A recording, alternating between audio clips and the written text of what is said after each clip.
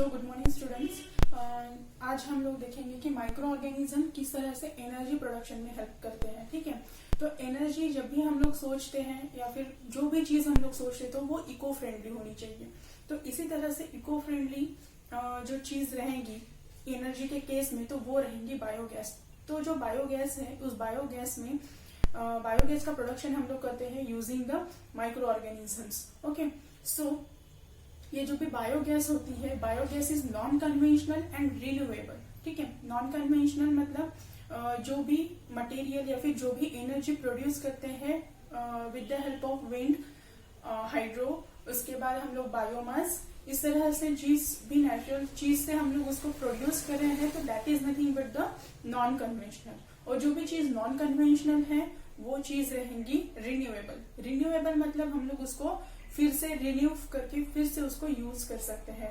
तो यहाँ पे हम लोगों को एनर्जी प्रोडक्शन में क्या पढ़ना है? एनर्जी प्रोडक्शन में हम लोगों को बायोगैस का प्रोडक्शन देखना है। ठीक है, अब बायोगैस है तो बायोगैस बनाने के लिए हम लोगों को कुछ नेचुरल गैसेस की जरूरत पड़ेगी। ठीक है, यहाँ पे मीनिंग है बायो। ठीक है, बायो मतलब लिविंग, मतलब किसी तो भी लिविंग ऑर्गेनिज्म की हेल्प से हम लोग क्या करेंगे, गैस का प्रोडक्शन करेंगे या फिर एनर्जी का प्रोडक्शन करेंगे। ठीक है, बायो मतलब लिविंग और गैस मतलब हमारे गैसेस जो प्रेजेंट होती है इन द एनवायरमेंट। तो इस तरह से हम लोगों को क्या करना है, लिविंग ऑर्गेनिज्म को यूज करके और गैसेस को यूज करके एक एनर्जी का प्रोडक्शन करना है, इसीलिए हम लोग उसको बोलते हैं बायोगैस। तो इसमें ऑब्वियसली बात है लिविंग ऑर्गेनिज्म कौन आएंगे, यहाँ पे लिविंग ऑर्गेनिज्म आएंगे हमारे माइक्रो ऑर्गेनिजम्स, और गैसेस में कौन आएंगे, जो भी गैसेस प्रेजेंट है हमारे इन्वायरमेंट में। इसमें मेनली यहाँ पे हम लोग यूज करते हैं CH4 गैस मतलब methane gas, carbon dioxide gas, hydrogen sulphide gas, as well as CO2, N2 and H2 gas in traces. तो अब यहाँ पे मीनिंग जो भी है ट्रेसेस, ट्रेसेस का मीनिंग क्या है? ट्रेसेस मतलब in a very small amount.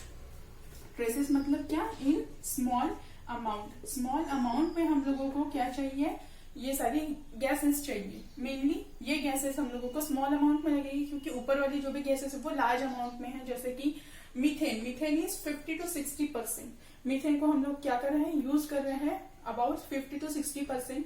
यहाँ पे CO2 gas 30 to 40% and H2 gas is 0 to 3%। तो ये जो भी परसेंटेज है ये परसेंटेज वेरी भी हो सकते हैं, ये परमानेंटली नहीं है। मतलब हम लोगों को शायद पेपर में दे दे कि ऑप्शन में दे देंगे कि 55%, 57%। तो हम लोगों को क्या करना है, वो रेंज पकड़नी है जो रेंज 50 to 60 के दायरे में आती है। तो उसको हम लोग क्या करेंगे, फिल इन द ब्लैंक्स में फिल अप करेंगे। ठीक है, तो ये जो भी रहेगा ये फिक्स नहीं है। अगर हम लोग देखेंगे कि पेपर में हम लोगों का अरे 50 नहीं लिखा, अरे 60 नहीं लिखा, तो हम लोग क्या लेंगे, अप्रोक्सीमेट वैल्यू लेंगे। अप्रोक्सीमेट वैल्यू जो भी रहेगी वो हम लोग कहाँ पे फिल करेंगे, वो फिल करेंगे हमारे फिलिंग द ब्लैंक्स में। ओके, सो अब एनर्जी का प्रोडक्शन है, तो ये एनर्जी का प्रोडक्शन कैसे होता है, माइक्रोबियल फर्मेंटेशन से। तो इसमें कुछ माइक्रो ऑर्गेनिजम्स, जो माइक्रो ऑर्गेनिजम्स कौन कौन से हैं हमारे, सारे बैक्टीरिया, वायरसेस, प्रोटोज हुआ, ये सारे हमारे कौन है, माइक्रो ऑर्गेनिजम्स हैं, जिनके यूज करके हम लोग बायोलॉजिकल गैस, बायोगैस बनाते हैं। ठीक है, अब ये बायोगैस है तो ये बायोगैस कहाँ पे बनती है, ये बहुत बड़ा क्वेश्चन है। ठीक है, तो जो बायोगैस है, बायोगैस बनता है एक डाइजेस्टर में, और जो डाइजेस्टर हम लोग यूज करते हैं उस डाइजेस्टर को हम लोग बोलेंगे हमारा बायोगैस प्लांट। ठीक है, digester which is use in the production of biogas, that is nothing but the biogas plant.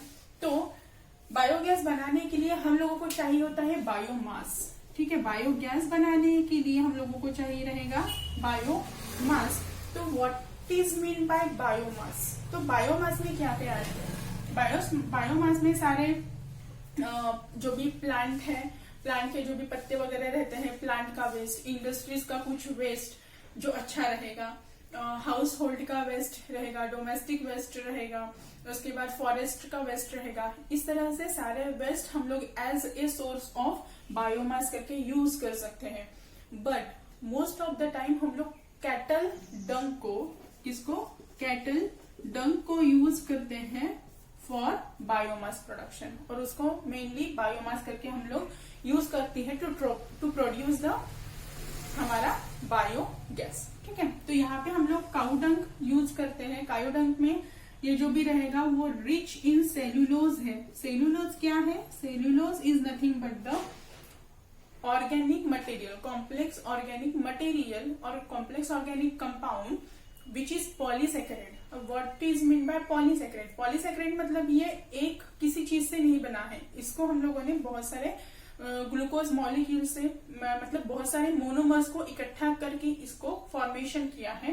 तो that is nothing but the cellulose. Cellulose is organic compound which is polysaccharide made up of many molecules of glucose. तो ये rich in source of cellulose है। अब हम देखेंगे कि biomass का production हम लोगों को कहाँ पे करना है। तो उसका प्रोडक्शन हम लोगों को करना है बायोगैस प्लांट में। तो इस बायोगैस प्लांट में क्या रहना चाहिए? एक कुछ बड़ा सा डाइजेस्टर रहना चाहिए। कहीं से तो भी हम लोगों को जो भी काउडंग है या फिर जो भी हमारा बायोमास है उनको अंदर डालने के लिए जगह होनी चाहिए। कहीं से तो भी बायोगैस बाहर निकलने के लिए जगह चाहिए, और कहीं तो भी हमारा जो भी स्लज है उसका प्रोडक्शन रहना चाहिए, या फिर उसको हम लोग जमा कर पाए, ऐसा कुछ तो भी प्लान होना चाहिए। ठीक है, तो यहाँ पे है ये डायग्राम, जो डायग्राम है हमारी बायोगैस प्लांट की। तो यहाँ पे क्या दिखता है? एक यहाँ पे लिखा है डंक वाटर, इसे हम लोग बोलते हैं चार्ज पीट। इस चार्ज पीट से हम लोग क्या करते हैं? जो भी हमारा स्लरी है, स्लरी मतलब ये जो भी बायोमास है उसी को हम लोग बोलेंगे स्लरी। तो इस स्लरी में सारी चीजें आएंगी। ठीक है, तो हम लोग क्या करेंगे? यहाँ से हमारा काऊ का डंक डालेंगे और वाटर को इनोकुलेट करेंगे हमारे इस चेम्बर में। इस चेम्बर में दोनों का मिक्सचर रहेगा। किसका किसका? बायोमास का और वाटर का मिक्सचर रहेगा। इसको हम लोग यहाँ पे डालेंगे? हमारे डाइजेस्टर में डालेंगे। ये जो भी डाइजेस्टर है, ये डाइजेस्टर किससे बना रहेगा? सीमेंट से और ब्रिक्स से। ये जो भी है हम लोग घर में भी बना सकते हैं। इसका जो भी नीचे वाला हिस्सा रहेगा वो मोस्टली सॉइल में दबा हुआ रहेगा। ठीक है, तो यहाँ पे क्या है? बायोमास और वाटर हम लोगों ने इक्वल प्रपोर्शन में डाइजेस्टर में डाल दिया। अब डाइजेस्टर में क्या होता है कि यहाँ पे कुछ माइक्रो ऑर्गेनिजम्स का प्रोडक्शन होता है। मतलब जैसे जो भी बायोमास है और वाटर है उनको बना के हम लोगों का बायोमास बनता है। उस बायोमास को डाइजेस्ट करने के लिए वहां पर कुछ माइक्रो ऑर्गेनिजम्स तैयार होते हैं। ठीक है, तो वो होते हैं एनारोबिक माइक्रो ऑर्गेनिजम्स। एनारोबिक ही क्यों? एरोबिक क्यों नहीं? क्योंकि हमारा जो भी ये प्लांट है, ये प्लांट पूरा सील्ड है। सील्ड होने की वजह से वहां पे एयर नहीं जाएगी। अगर वहां पे एयर नहीं जाएगी तो एरोबिक माइक्रो ऑर्गेनिजम्स का फॉर्मेशन नहीं होगा। तो इसीलिए यहाँ पे क्या होता है? एनारोबिक डाइजेशन होता है, जो करते हैं एनारोबिक बैक्टीरियाज। ठीक है, तो यहाँ पे क्या होता है कि जो भी हमारी स्लरी है, जो भी हमारा डंक और वाटर है, उसको डाइजेस्ट करने के लिए वहां पे कुछ बैक्टीरियाज का प्रोडक्शन होता है, और वो बैक्टीरिया उसको डाइजेस्ट करके वहां पे किसका प्रोडक्शन करते हैं? मीथेन गैस का प्रोडक्शन करते हैं। ठीक है, उसके बाद यहाँ पे अगर पूरा तैयार हो गया तो इसके बाद यहाँ से कुछ तो भी हम लोगों को एक प्रोडक्शन, जो भी गैसेस का प्रोडक्शन हो रहा है, उस गैसेस को कलेक्ट करने के लिए हमारे पास यहाँ पे एक गैस होल्डर है, जो है ये वाला। ये है हमारा गैस होल्डर। यहाँ पे क्या रहेंगी? गैसेस रहेंगी जो भी मैन्युफैक्चर हुई है, जो भी बनाई गई है with the help of micro organisms. तो यहाँ पे है हमारा गैस होल्डर, और गैस होल्डर में से उसके बाद क्या होगा? जो भी बायोगैस तैयार हुई है, लाइक जैसे कि मीथेन वगैरह, ये जो भी बायोगैस तैयार हुई है वो हमारी क्या होगी?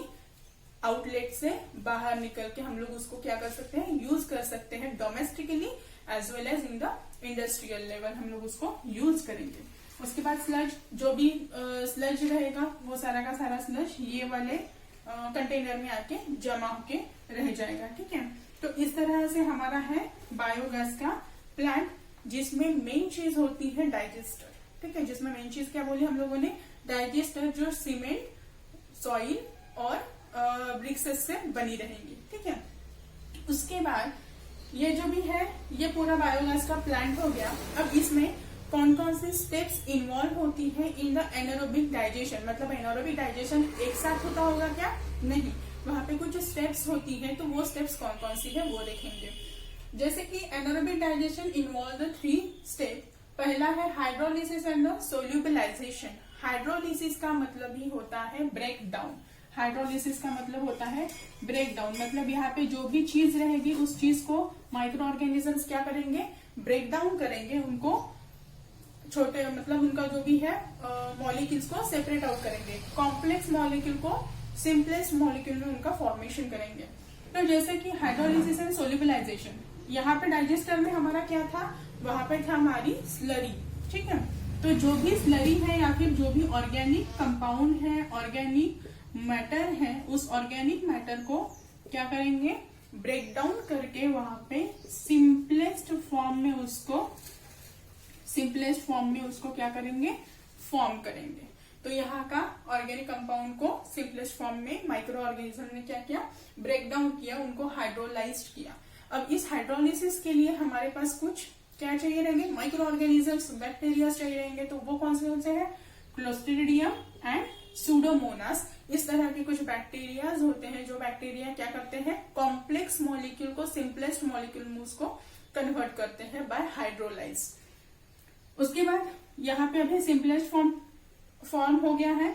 अब एसिडोजेनेसिस, उसके बाद क्या होता है, एसिडोजेनेसिस। एसिडो मतलब एसिड, जेनेसिस मतलब फॉर्मेशन। तो एसिडोजेनेसिस में क्या होता होगा, कुछ ऐसे बैक्टीरिया वहां पे यूज होते हैं जो क्या करते हैं, एसिड का फॉर्मेशन करते हैं। तो फैकल्टेटिव एनारोब्स, यहाँ पे कौन कौन से बैक्टीरिया रहेंगे जो हेल्प करेंगे, facultative anaerobes, acidogenesis bacteria, obligate anaerobic bacteria.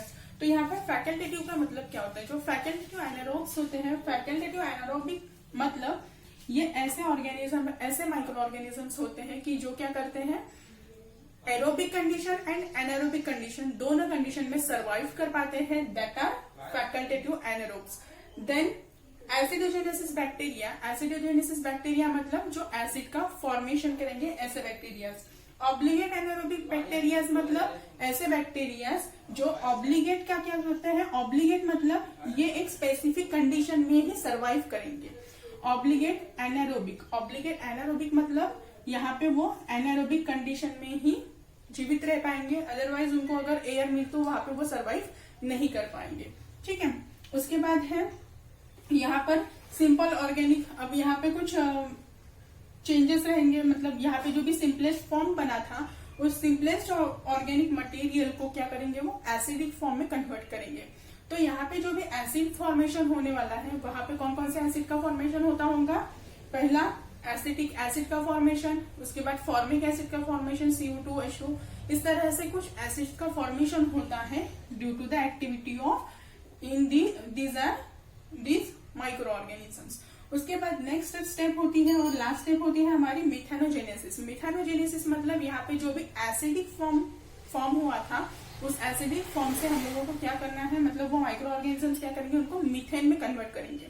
इसका मतलब एसिड से मीथेन का फॉर्मेशन होगा। तो इसमें कुछ बैक्टीरिया लगेंगे that are nothing but the methanogenic bacterias, and methanogenic bacteria are the archaebacterias. Okay, archaebacteria का एक दूसरा टाइप होता है, उसमें मिथेनोजेनिक बैक्टीरिया आते हैं जो क्या करते हैं, एसिडिक एसिड से मीथेन का फॉर्मेशन करते हैं। तो जैसे मिथेनोबैक्टीरियम, मिथेनोकोकस, इस तरह से कुछ बैक्टीरियाज रहेंगे जो मीथेन का फॉर्मेशन करेंगे फ्रॉम द एसिड। तो जैसे कि ऊपर में क्या बना था, एसिड का फॉर्मेशन हुआ था, उसी एसिड से क्या करते हैं अभी वो मीथेन और कुछ गैसेस को रिलीज करते हैं इन द एनवायरमेंट। उसके बाद फॉर्मिक एसिड से भी मीथेन का फॉर्मेशन हो रहा है, CO2 एंड H2O का फॉर्मेशन हो रहा है।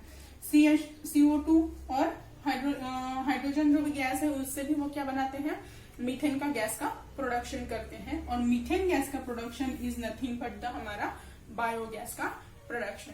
तो इस तरह से स्टेप वाइज क्या होता है, बायो प्लांट का प्रोडक्शन होता है, बायोगैस का प्रोडक्शन होता है। तो इस तरह से हमारी सारी स्टेप्स हैं।